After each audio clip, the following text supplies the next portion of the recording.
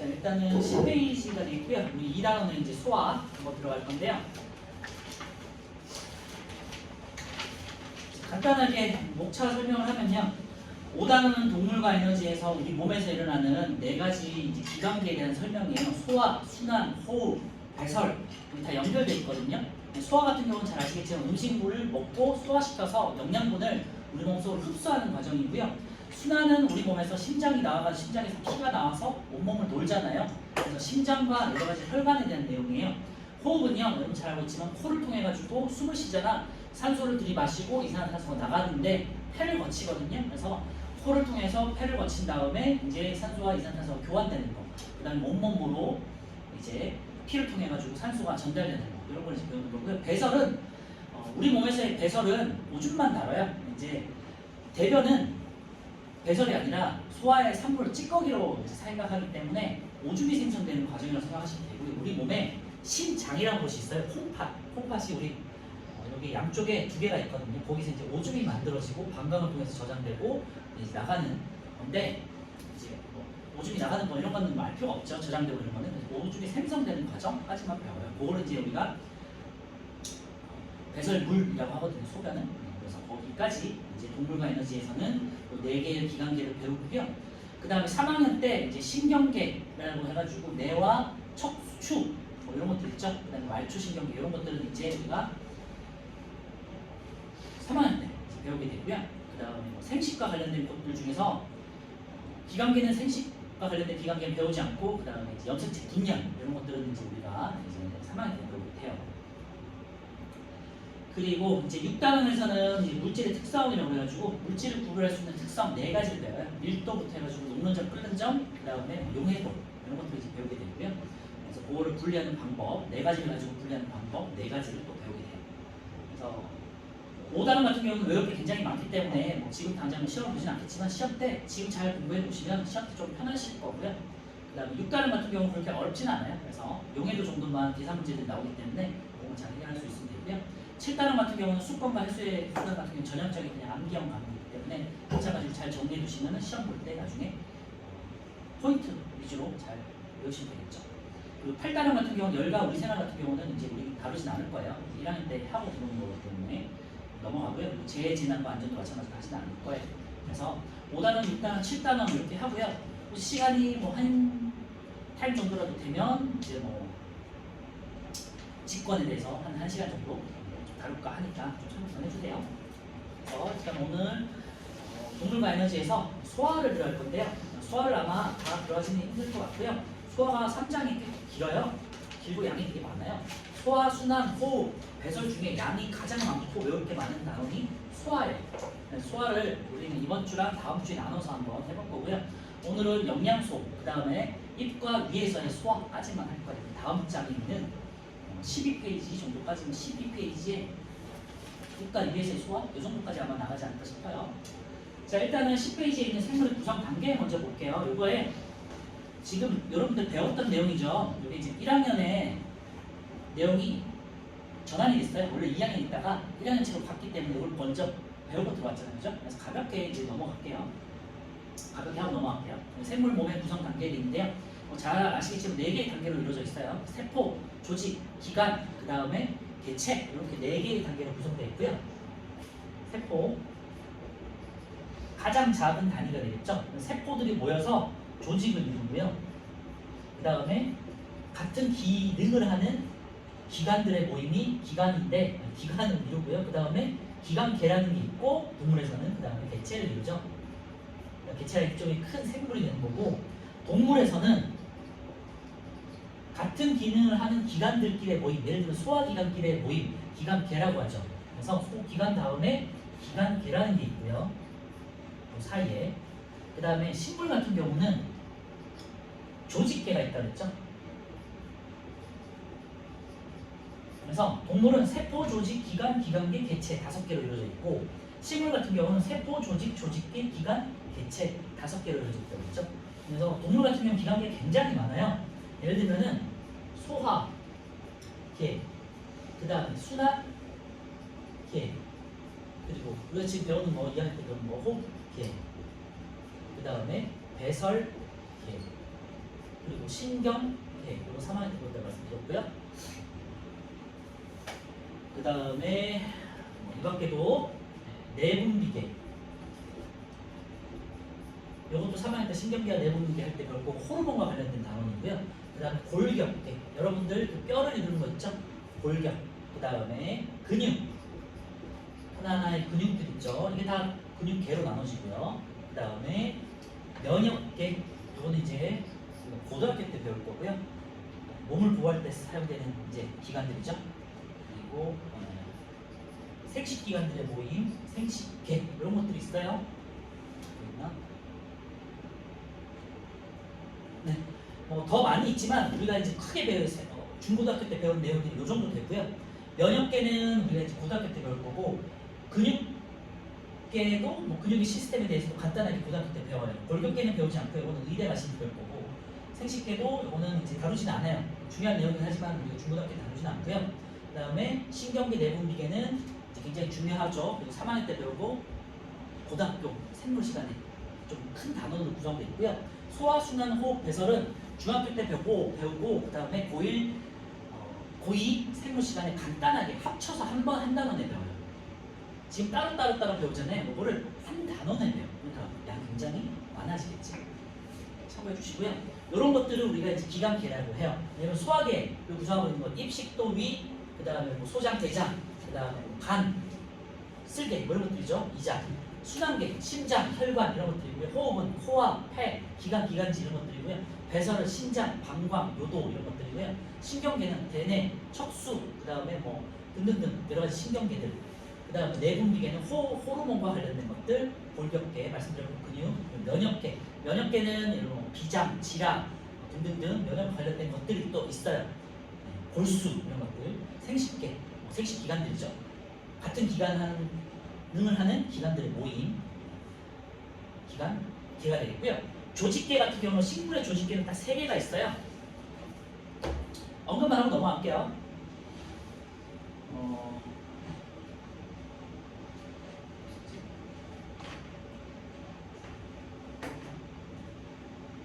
간다발 조직계라고 해가지고 물관 체관 있는 거 있었죠. 간다발 조직계가 있었고요. 그리고 기본 조직계라고 해서 식물의 몸을 구성하고 있는 부분들, 기본 조직계, 그리고 간다발 조직계, 그 다음에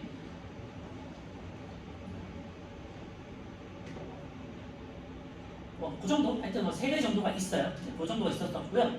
그렇게 중요하진 않아요. 그래서 우리는 동물 위주로 기억하시면 되고, 세포, 조직, 기관, 기관계, 개체, 5개 잘 기억해 주세요. 자, 세포부터 보시면요. 그림 아래쪽에 생물의 몸을 구성하는 기본 단위가 되겠죠. 구조적이고 기능적인 가장 작은 단위가 되겠고요. 그리고 조직 같은 경우는 모양과 기능이 비슷한 세포들끼리 모여있다 그랬죠. 예를 들면 근육조직, 상피조직, 신경조직, 결합조직 돼 있는데요. 제가 1학년 때도 말씀드렸지만 조직은 딱 4개가 있어요.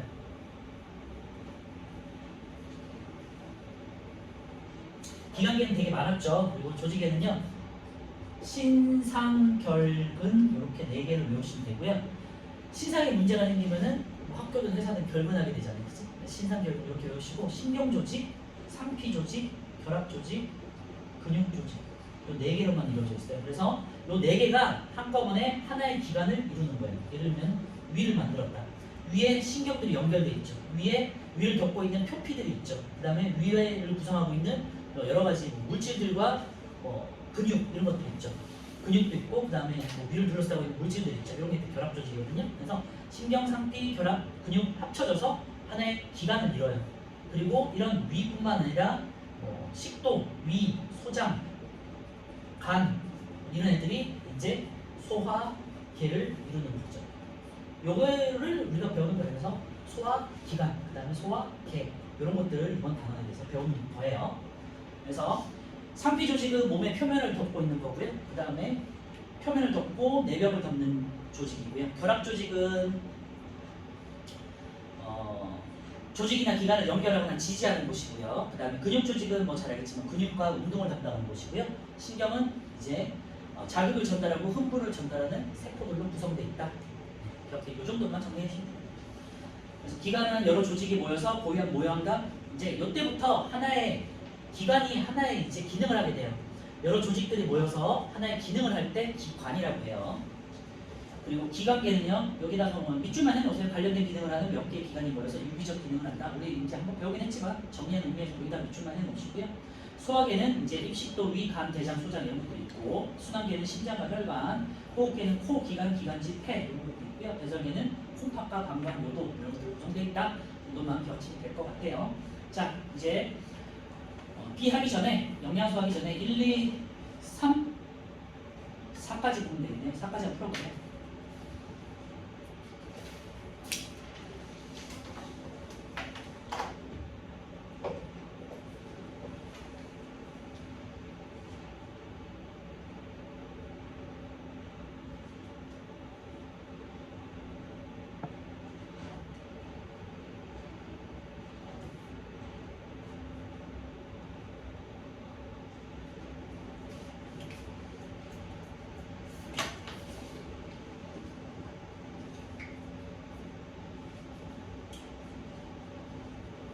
이제 오늘 1학년 때 배웠으니까 2학년 때 되면 여러분들 중학 2학년 아직 안 됐잖아요. 1학년이니까 1학년 초등학생이니까 2학년 됐을 때는 이 단어도 빠져 있을 거예요. 영양소부터 바로 들어갈 거고 영양소들 이제 중요한 것들 많이 외우시고 그다음에 이제 바로 소화로 들어갈 겁니다.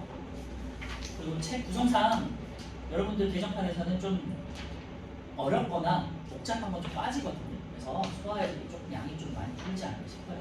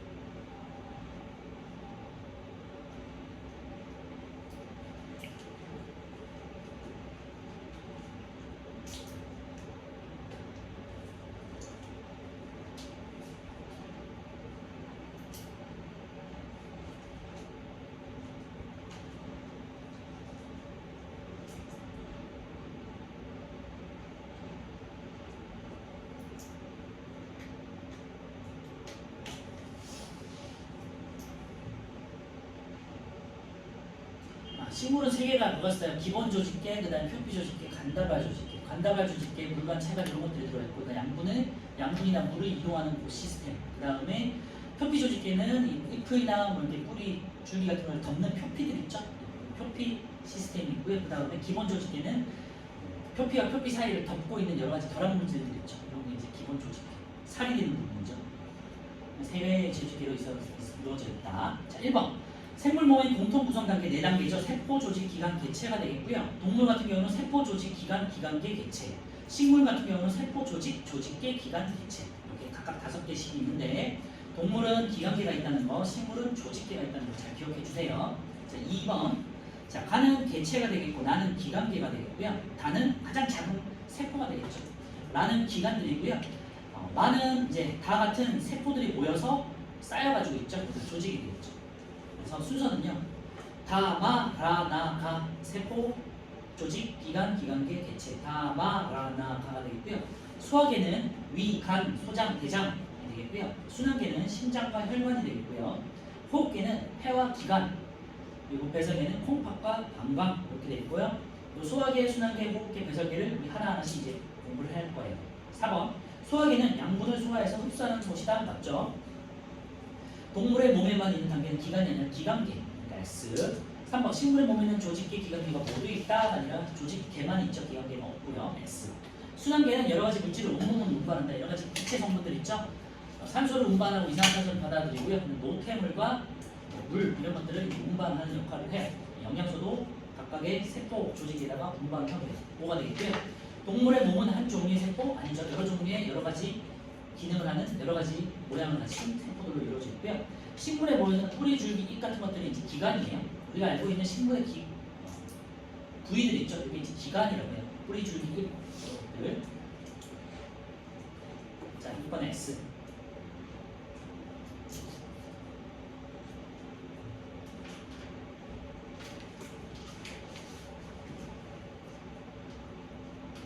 자, 이번에는 이제 왼쪽에 다시 돌아와가지고요. 10페이지 아래쪽에 영양소를 볼 건데요. 영양소는 우리가 이제 생물이 생명 활동과 생장을 위해서 외부에서 받아들이는 물질을 우리가 영양소라고 해요. 외부에서 받아들이는 물질, 직접 만드는 게 아니야, 그렇죠? 외부에서 받아들여서 물질을 우리 영양소라고 하고요. 왜냐면 동물은 광합성 못하니까, 그렇죠? 자, 1번 영양소. 몸을 구성한다. 그 다음에 생명활동에 필요한 에너지를 낸다. 일단 밑줄에서 몸을 구성한다. 생명활동에 필요한 에너지를 만든다. 그 다음에 몸의 기능을 조절한다. 뭐 잘 알고 있겠지만 앞에서 우리 식물 하면서 호흡을 했었잖아요. 그때 세포 호흡에서 영양소를 가지고 에너지를 만들어내죠. 그거를 말하는 거예요. 그래서 몸을 구성한다. 이런 건 뭐냐, 단백질 같은 것들 말하는 거고요. 우리 근육이나 뭐 피부 성분들 만들죠. 생명활동에 필요한 에너지를 만든다.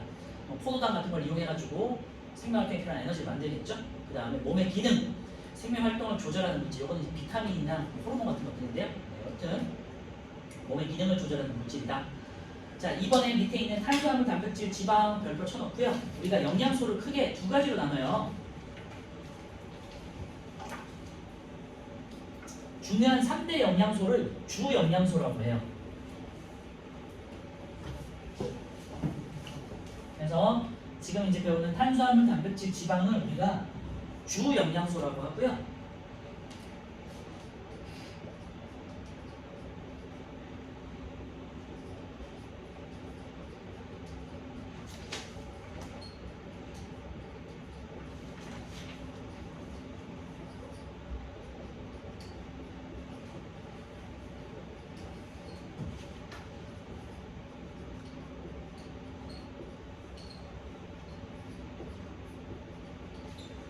삼 대 영양소 탄수화물, 단백질, 지방 이 세 개 꼭 기억하셔야 되고요.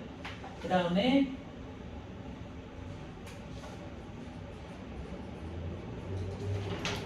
부영양소라고 그래가지고 우리 여러분 비타민 같은 거 들어봤죠? 그죠? 물, 비타민, 무기염류, 물, 비타민, 바이타민,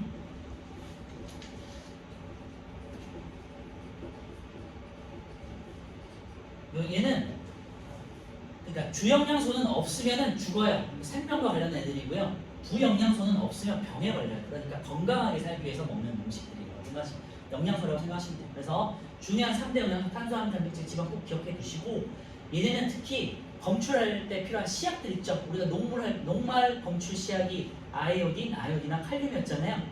탄수화물이 녹말이에요. 그러니까 탄수화물을 검출하고 싶다. 그러면 아이오딘이나 칼륨을 넣으면 청량색으로 변하겠죠. 그런 시약들을 이제 기억해서 같이 외우셔야 되고요. 얘네는 이제 그렇게 중요하진 않지만 뭐가 있는지만 개념만 잘 정리해 주시면 돼요. 자, 그래서 탄수화물부터 볼게요. 탄수화물은요, 밑줄 하세요. 주로 에너지원이다 있죠. 우리가 앞에서 세포 호흡을 하면서 식물에 있는 호흡을 하면서 포도당을 만들었잖아요. 포도당을 통해 가지고 에너지를 만들었잖아. 이 탄수화물이 포도당들이 연결되어 있는 덩어리예요. 아까 제가 말씀드렸지만 탄수화물은 녹말이야, 녹말. 포도당이 연결되어 있는 덩어리야. 그러니까 얘네를 잘게 쪼개면은 포도당이 되는 거잖아요. 그치? 이 포도당이 뭘 만든다? 에너지를 만들 수 있잖아요. 그래서 주로 에너지원으로 사용돼요. 밑줄에 놓으세요. 그래서 인간들이 진화를 하면서 고기를 먼저 먹었냐, 쌀과 밀가루 같은 식물을 먼저 먹었냐, 식물을 먼저 먹죠. 그리고 쌀과 밀가루에 있는 탄수화물을 이용해가지고 처음에 우리가 배부르게 먹고 에너지를 만들어서 활동을 하게 되죠. 그 이후에 뭐 이제 사냥 같은 걸 통해가지고 고기나 생선 같은 걸 잡아서 단백질을 섭취하면서 더 튼튼해지는 거잖아요. 그래서 영양소는 몸을 구성하고 생명활동에 필요한 에너지를 만드는데 중요한 역할을 하는데 그 중에 제일 중요한 게 탄수화물이에요. 그래서 주로 에너지는 이용된다. 거기다 이제 밑줄해 놓으시고요. 여기 없는데요. 킬로칼로리가 열량 단위예요. 그래서 1g당 4kcal의 에너지 열량을 가지고 있어요. 이거 꼭 적어 놓으세요. 단백질도 4kcal예요. 근데 지방은 미리 적어 놓으세요. 9kcal예요. 그래서 열량이 되게 많아요, 상대적으로. 그래서 겨울에 추울 때 지방을 태워가지고 우리가 열을 내서 따뜻하게 좀 몸을 유지할 수 있는 거고요. 그래서 북극 지방이나 좀 추운 지방에 사는 동물들은 몸집이 커지고 안에 지방을 많이 가지잖아요. 북극곰이라든지 또 북극 토끼라든지 여러 가지 북극에서 사는 동물들 보면 굉장히 좀 뚱뚱해요. 매머드 이런 애들 보면 굉장히 컸잖아요. 그런 이유가 지방질로 돼 있기 때문에 열을 태우기 위해서 참고해 주시면 될 것 같아요. 그래서 많은 열량을 가지고 있는 게 지방이고 탄수화물 단백질은 4로 똑같다. 그래서 탄수화물 보시면 다시 주로 에너지원 밑줄에 놓으시고 남은 것은 이제 쓰고 남은 건 에너지로 만들고 난 다음에 남은 거는 이제 지방으로 바뀌게 되고요. 종류는 녹말, 엿당, 설탕, 포도당 이런 것들이에요. 자, 많이 들어있는 음식으로는요. 이런 것들도 시험에 많이 나와요. 생각보다. 탄수화물 많이 들은 거 그러니까 밥을 생각하시면 돼요. 여러분들이 주식으로 먹는 거 쌀, 밀가루 이런 게 많이 든 거고요. 밥, 빵 이런 거죠. 그 다음에 고구마, 감자, 그리고 국수도 당연히 밀가루 아니면 쌀로 만들잖아요. 그래서 음식물까지 잘 기억해 주시고요. 두 번째 이제 단백질이고요. 단백질은 뭐 잘 아시겠지만 여러분들 청소년기에 가장 필요한 거고 근육을 만들어주죠. 몸과 근육을 키워주는 역할을 하는 게 단백질이에요. 그래서 단백질은 주로 어디 들어있냐? 고기에 많이 들어있죠. 고기나 생선 이런 데 많이 들어있고요. 살코기, 생선, 달걀, 두부, 콩 이런 데 많이 들어있죠. 식물성 단백질, 그 다음에 동물성 단백질 이런 거 많이 들어보셨을 거고요. 우유에 단백질, 지방 이런 것들이 많이 들어있기 때문에 성장기에 우유를 많이 마시라고 하잖아요. 그래서 칼슘도 들어있고 그래서 뼈와 몸을 키우는데 우유가 도움이 된다. 근데 이제 어느 정도 큰 다음에는 우유를 많이 먹으면 또 살이 찐다고 하잖아요. 지방이 또 들어있고 그런 거고요. 자, 단백질 같은 경우는 주로 몸을 구성한다 밑줄에 놓으시고요. 그래서 여러분들의 근육을 만드는데 단백질이 사용돼요. 그리고 두 번째, 여기 좀 중요한데요. 밑줄에 놓으시고 몸의 기능을 조절한다 여기다 밑줄에 놓으세요. 단백질의 몸의 기능을 조절한다는 얘기인데요. 바로 치시고요. 호르몬이에요. 효소와 호르몬 이런 것들이 단백질로 이루어지고요. 제가 이제 식물에서 광합성을 할 때 광합성에 효소가 사용된다고 그랬고 효소로 이루어져 있고 효소로 광합성이 이루어지기 때문에 온도에 민감하다고 그랬잖아요. 효소가 단백질로 되어 있기 때문에 열에 잘 변성된다는 말도 했었어요. 그래서 그런 효소, 우리 몸에 소화를 할 때 아니면 여러 각종 기능을 할 때 효소들이 사용되거든요. 효소를 만드는 데 단백질로 이루어져 있고요. 그 다음에 여러 가지 호르몬, 우리 몸의 기능을 조절할 때 호르몬들이 이제 뒤에서 나올 텐데 호르몬도 단백질로 이루어져 있어요. 그래서 효소, 호르몬, 그 다음에 몸을 구성하는데 단백질이 사용된다. 잘 기억해 주시면 될 것 같고요. 에너지는 1g당 4kcal 열량을 내고 있다. 자, 지방은요 주로 이제 열을 만드는 데 사용되고요. 몸을 구성하거나 에너지원을 이용된다가 되어 있고요. 보통은 이제 체온을 유지하는 데 많이 사용되고 그 다음에 탄수화물 단백질들이 쓰고 남은 게 지방으로 저장되기 때문에 운동을 안 하시면은 이제 지방으로 저장돼가지고 살이 찌는 거죠. 그렇죠? 그리고 주로 이제 땅콩, 깨, 참기름, 버터처럼 기름이 많은 성분에 들어가 있어요. 그리고 탄수화물 같은 경우는요, 얘가 소화된 산물은요 포도당이에요. 이것도 잘 기억해 주셔야 돼요. 단백질 같은 경우는요, 소화된 산물은 소화를 통해서 분해되는 거. 얘네는 아까 전에 제가 말씀드렸지만 탄수화물 같은 경우는요, 포도당이 여러 개가 고분자로 수많은 분자 덩어리를 붙어 있는 거거든요. 그래서 굉장히 길고 두껍다고 해야 될까요? 굉장히 커요. 얘네들을 하나하나씩 잘라서 포도당으로 만드는 거예요. 단백질도 굉장히 큰 고분자 덩어리고요. 고기 생각하시면 되겠죠. 얘네는 아미노산으로 쪼개져요. 지방은 지방산과 글리세리드, 모노글리세리드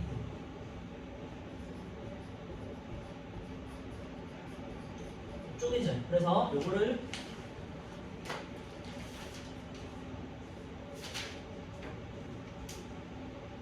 뒤에 나오긴 하지만요. 여기다가 한번 써놓으세요.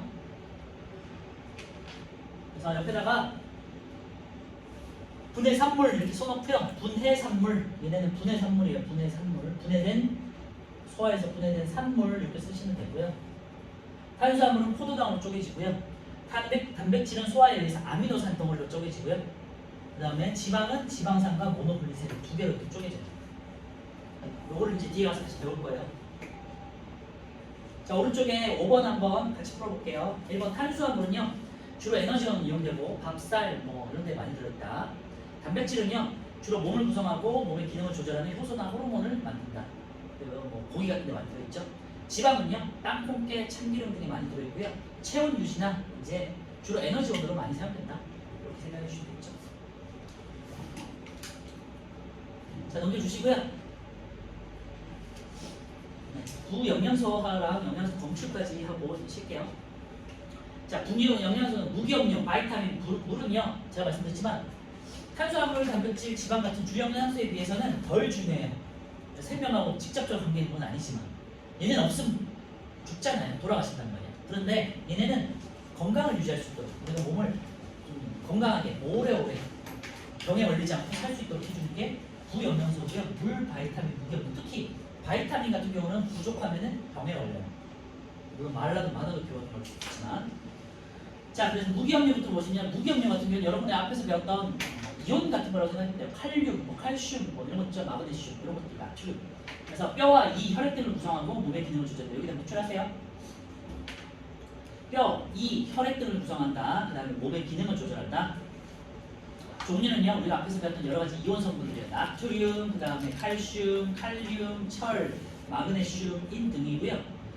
뭐 엄마 아빠로부터 뭐 자주 듣는 말이죠. 뭐 멸치를 많이 먹어라, 우유를 많이 먹어라 이런 말 많이 듣잖아요. 멸치에 칼슘이 많고요. 우유에도 뭐 칼슘 이런 게 많고요. 그 다음에 다시마 같은 데는 뭐 아이오드나 뭐 아니면 뭐 여러 가지 마그네슘 뭐 이런 것도 들어있고요. 그래서 해조류 있는데 좋은 무게분들이 많이 들어있고요. 버섯에도 좋은 게 많이 들어있죠. 그래서 이 무기염료 같은 경우는 특히 이론들은 우리 몸에서 만들어내는 게 아니에요. 그래서 항상 음식을 통해서 흡수를 해야 돼요. 그러니까 여러분들이 편식을 하거나 골고루 먹지 않으면은 이렇게 병에 걸릴 수 있잖아요. 아니면 살이 찌잖아요. 그 이유가 무기염료가 골고루 들어오지 않아서 이런 거예요. 그래서 편식을 하지 않고 골고루 먹어야 된다는 게 무기염료를 잘 섭취하기 위해서다. 잘 기억해 두시고 여러 가지 이온 성분들입니다. 알겠죠? 두 번째, 바이타민은요. 비타민 A, B, C, D 뭐 이런 거 들어봤잖아요. 그치? 네, 몸의 구성 성분은 아니에요. 그런데 두 번째 보시면요. 적은 양으로 몸의 기능을 조절한다. 여기다 밑줄에 놓으시고요. 굉장히 적은 양으로도 기능을 조절할 수 있어요. 하지만 부족하거나 너무 많으면 병에 걸릴 수 있어요. 그래서 비타민 같은 경우는 결핍증과 가닥증 이런 것들이 있는데요. 간단하게 제가 뭐 그냥 쓰기만 할게요. 중요한 건 아닌데 어쨌건 그 종류는요. 바이타민 A, B, C, D, E, K 보통 한 6개? 7개 이 정도 돼요. 그래서 바이타민 같은 경우는요. 수용성하고 지용성으로 나눠지는데요. 수용성은 물에 녹는 애들을 말하는 거고 그다음 지용성은 기름에 녹는 애들을 말하는 거예요. 그래서 물에 잘 녹지 않는 애들. 수용성은 비타민 B, C가 있고요. 비타민 C는 보통 여러분들 많이 요즘도 먹을 거예요. 그죠? 비타민 먹으라 할 때 엄마가 주잖아. 그런 것들은 보통 C예요. 물에도 잘 녹고. B 같은 경우는 이제 간이라든지 아니면 피와 관련된 비타민이고요. 보통 이제 어른들이 많이 먹긴 하죠. 필요할 때 먹는 그런 것들. 그다음에 지용성은요 A, D, E, K 네 가지가 있어요. 그래서 비타민 B, C는 수용성, 비타민 A, D, E, K는 지용성으로 나눠지고요. A 같은 경우는 눈에 관련된 거, 야맹증, 이제 비타민 A가 부족하면은 밤에 잘 안 보이는, 그래서 당근 같은 거 많이 들어있는 거고, 비타민 D는 칼슘과 관련돼서 칼슘하고 합쳐져서 뼈를 구성하는 거예요. 그래서 비타민 D가 부족하다 그러면 여러분들 뼈가 이렇게 굽어요. 노틀다면 고추 알아요? 뼈가 이렇게 굳어 있는 뭐 그거에 대한 뭐 뭐지? 뮤지컬 아니다. 오페라 뭐 그런 거잖아요. 그지? 거기 나온 고추가 뼈가 이렇게 굳어 있잖아요. 그래서 해를 많이 못 보고 해서 뼈가 이렇게 굳은 거를 고추라고 하고 비타민 D가 부족할 때 생기는 거고요. 비타민 D는 우리 몸에서 합성이 돼요. 햇볕을 받으면 우리 몸의 피부에서 비타민 D가 합성이 돼요. 그래서 여러분들은 햇볕을 안 쬐면요 뼈가 건강하지 않게 돼요. 그래서 사람도 이쪽에 강압성처럼 햇볕을 많이 쬐고 운동을 하셔야 돼요. 그렇죠? E, K 이런 게 있고요. K는 뭐 피와 관련된 거, E도 마찬가지로 항산화 작용이라고 해가지고 몰라도 돼. 그런 것들 관련된 거 있어요. 토코페롤 이런 것들 많이 혹시 뭐죠? 여튼 이런 게 있다. 참고만 해주시고요. 메모만 해놓으세요. 그리고 비타민 결핍증은 제가 몇 개만 써볼게요. 바이타민 결핍증. 뭐 잘 아시겠지만 원래는 옛날 이름은 비타민이에요. 그런데 어휘 표기법이 바뀌어가지고 여러분 대정판부터는 바이타민이라고 읽어요. B를 바이로 읽어. 보통 그래서 미토콘드리아도 마이토콘드리아를 읽잖아요. 그런 식으로 표기법이 바뀌어서 제가 지금 왔다 갔다 하는 거예요. 비타민 B는요. 비타민 쓸게요. 이제 각기병 시들시들 앓는 거고요.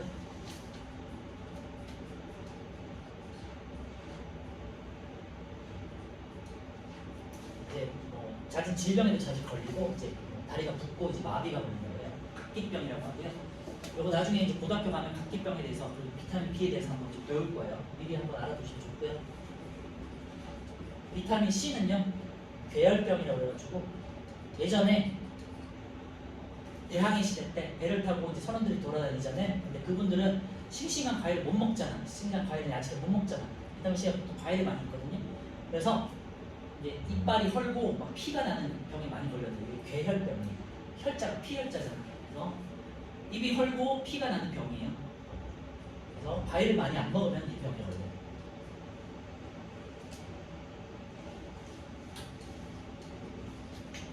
그래서 뭐 과일을 안 좋아하는 친구가 있는지 잘 모르겠지만 과일을 아예 안 드시면 비타민 C 흡수가 안 되면 이렇게 피가 날 수 있어요. 피도 나고 헐고 이렇게 몸이 약해질 수 있거든요.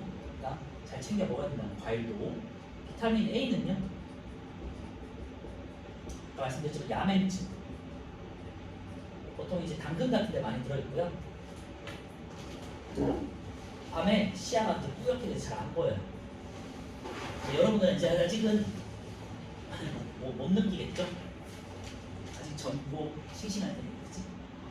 비타민 D는요. 그래서 미리 어릴 때부터 이런 거 잘 챙겨 먹으면 건강하게 오랫동안 이제 살 수 있다는 거예요.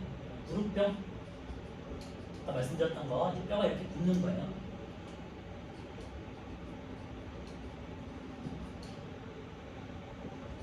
뼈가 변형이 되고요. 척추 측만이라고 해서 척추가 이렇게 틀어지는 거예요. 옆으로 이렇게 앞으로 이렇게 휘어지는 거예요. 비타민 E.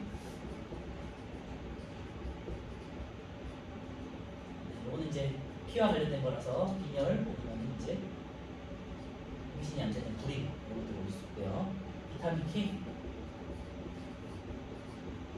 이거는 이제 혈액 응고를 지연시켜줘요. 혈액 응고를 지연시킨다는 말은 혈액이 바로바로 혈액 응고는 붓는 거잖아요. 바로바로 붓는 거를 이제 막아주는 거죠. 피가 좀 잘 흐를 수 있도록 해주는 건데 이게 이제 된장 같은 데 많이 들어있어요.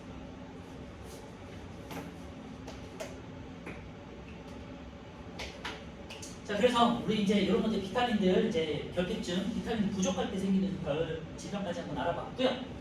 자, 이제 마지막으로 물 한번 볼게요. 물은 뭐 여러분들 너무 잘 아니까. 물은 우리 몸에서 한 60% 보통 한 70% 정도를 차지한다고 생각하시면 되고요. 수증기 형태로도 몸에 존재하고 이런 건데 세포 안에 굉장히 작은 물 분자 덩어리로 돼 있다고 생각하시면 돼요. 그리고 기본적으로 우리 몸에 혈액이 피가 물로 돼 있잖아요. 그렇죠? 그래서 물이 생각보다 많이 채워져 있다라고 생각하시면 되고요. 영양소와 노폐물 등 여러 가지 물질을 운반한다. 물의 가장 큰 기능은 물질 운반이에요. 여기다가 이제 밑줄에 놓으시고요. 특히 혈액에 있는 적혈구, 혈액을 통해 가지고 적혈구가 돌아다니는데 이 적혈구가 혈액을 타고 산소를 운반해요. 그러니까 여러분들이 숨을 쉴 수 있는 이유도 혈액에 물이 있기 때문이라고 생각하시면 돼요. 그리고 세 번째, 이것도 중요한 내용인데요. 체온 조절에 도움을 주죠. 이거는 이제 물은 이제 비열과 관련해서 우리 앞에서도 한번 배웠던 내용인데요. 물은 비열이 크기 때문에 열을 가지고 있을 수 있거든요. 그래서 체온 조절에 도움을 줘요. 왜냐하면 열을 가지고 계속해서 돌아다니기 때문에 온몸의 체온을 계속해서 일정하게 유지시켜주고 겨울에 이제 얘가 얼어서 터지지 않잖아요. 우리 몸에 있는 물이 얼어서 터져버리면 안 되잖아요. 그러니까 비열이 크기 때문에 얼지 않는 거잖아요. 그래서 열을 잘 보관하고 있어서 여름에는 이제 증발을 시켜서 땀 배출을 하거나 증발을 시켜가지고 체온을 낮추고요. 그다음 겨울에는 우리 열을 타고 들고 온몸을 다 받아내기 때문에 우리 몸에 항상 37도씨를 유지할 수 있는 거예요. 됐죠? 자, 오른쪽에 6번 한번 풀어보시고